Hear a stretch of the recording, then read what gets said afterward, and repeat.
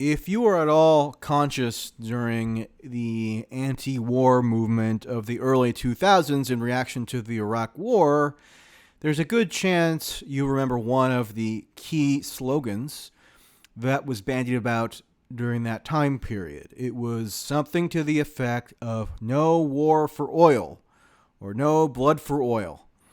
That's what people chanted in the streets to communicate their opposition to what they saw as the sinister ulterior motives on the part of the Bush administration in their quest to launch that invasion.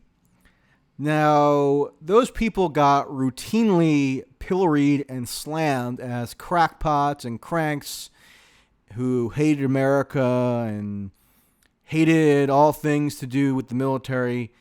They were in their delusional fairy tale land in assuming that oil would be the motivation for that kind of military adventurism.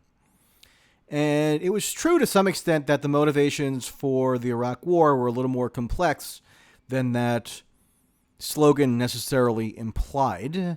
The U.S. has suffered economically in a host of ways as a result of the Iraq War and other interventions. So this idea that it was purely to enrich the U.S. economy and achieve oil revenues didn't totally capture the ideological reasons why the Bush administration saw fit to pursue that ill-fated endeavor. Nonetheless, there was some truth there, and it was correct for a lot of people to assume that the reason why that region of the world played such an outsized role in the Bush administration and the foreign policy establishment's fantasies was because there were massive oil reserves. Doesn't mean you can reduce, again, the entire war initiative to that one motivating factor, but it obviously was relevant to consider. Now, many years later, we have the current president going on Twitter, as usual, and proclaiming that he is threatening to wage war on behalf of the Saudi state oil company.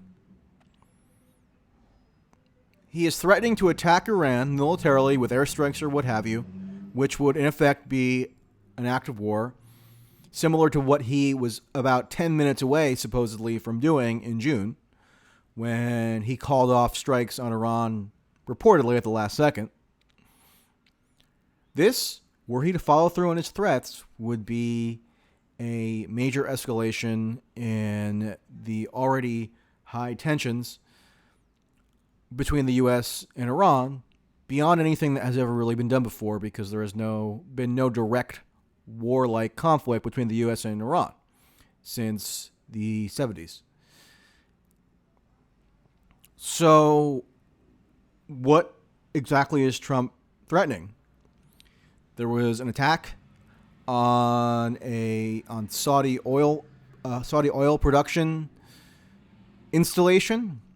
And you have U.S. government officials like Mike Pompeo and others, including some Democrats, saying that this can be traced directly to Iran. It was all conducted by Iran in Iranian territory, and to blame it or to attribute it to the Houthis in Yemen would be a vast neglect of what Iran is capable of, because obviously they are trying to create some kind of proxy war with the U.S. and Israel, blah, blah, blah, as if Iran is that self-destructive. So intelligence officials are already whispering to their favorite journalists, claiming that it's a done deal or a home run or a slam dunk, that Iran is directly culpable for this attack on Saudi oil production. But let's say that Iran did attack the Saudi oil production facilities.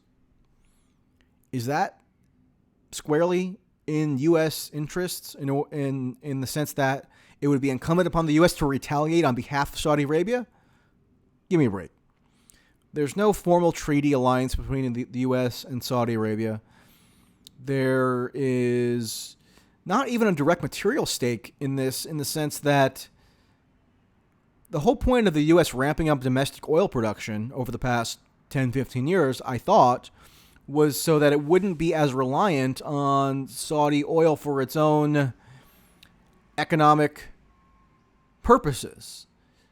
And because of that, the U.S. could disengage from internal Saudi affairs, which produces all kind of blowback when the U.S. has military bases in Saudi Arabia, when the U.S. takes action on the world stage in defense of Saudi Arabia. That makes a lot of people understandably angry and results in a situation where the U.S. has to incur blowback on behalf of its client, Saudi. But what Trump is threatening is basically a parody of what those anti-war protesters in the early 2000s were saying was the motivation behind U.S. foreign policy, that they wanted to go to war on behalf of oil interests or to secure oil resources. That's what Trump is saying he is threatening to do.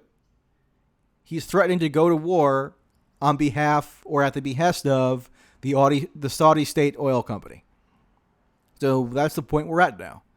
And I don't know how people like Trump can go around and say that they don't want to be the world's police and yet insist constantly on policing disputes between two relatively marginal powers on the other side of the world, Saudi Arabia and Iran. How does that make any sense? How is that remotely consistent? Either you want to be the world's police or you don't. They like to use the rhetoric of anti-interventionism, and they like to imply or suggest that they are against, in theory, the U.S. being the world police, but then they always, when it comes down to it, want to be involved in policing behaviors, or they want to engage as a de facto policeman. And that's what they do with respect to this ongoing dispute between Iran and Saudi Arabia. So you can't on the one hand say that you're against endless war and you don't want to be the world's police, and then on the other, whenever there's some kind of flare-up, say that it's in the U.S. purview to interfere or intervene in a dispute with which it has nothing especially to do, and for which there are no obvious U.S. national interests at stake. But those anti-war protesters seemed like they had a point. And notwithstanding the accusations that they were these fringe crazies, they are now accurately reflecting what the president is saying his motivation would be in threatening war. He wants to go to war for oil. He may not go through with it, but that's the rationale he is currently proffering. And that kind of tells you all you need to know. Now, Tulsi weighed in on this last night, and she repeated something that she has actually said in the past, which is that Trump's subservience to Saudi Arabia makes him their bitch. That's the term that she opted to use. And I remember when she first used that line last fall, it provoked a whole lot of consternation on the part of neocons and also her antagonists, obviously, among liberals, because the allegation was that, oh, you have this hard line against Saudi Arabia, but look, you're buddying up to Assad and whatever. I don't think that passes muster as a criticism, but the fact that this is the line that she takes in terms of Trump's relationship with Saudi Arabia reflects one thing about her overall political sensibility that I think is a major reason why she attracts a lot of the hatred that she does, which is that she is not a capricious critic of Trump, right? She doesn't sloganeer. She doesn't do the whole resistance posturing thing where every single action Trump takes is the end of the world or apocalyptic, or that every little joke Trump cracks or every statement he blurts out has to be hyped up to the maximum degree. What she does is that she has targeted and substantive criticism of Trump. And for a lot of people on the liberal side, that's simply not enough. You need to be more emotional. You need to be more moralistic in your criticism, or else somehow you're tacitly abetting him. But she's actually been one of the most adroit and effective critics of Trump because she is selective about it. And she's targeted and focused about it. She's not always in this 24/7 anti-Trump sloganeering posture, which makes a lot of people roll their eyes and get fatigued with the nonsense. When she does criticize Trump, it's in stark terms, and therefore the criticism is very resonant.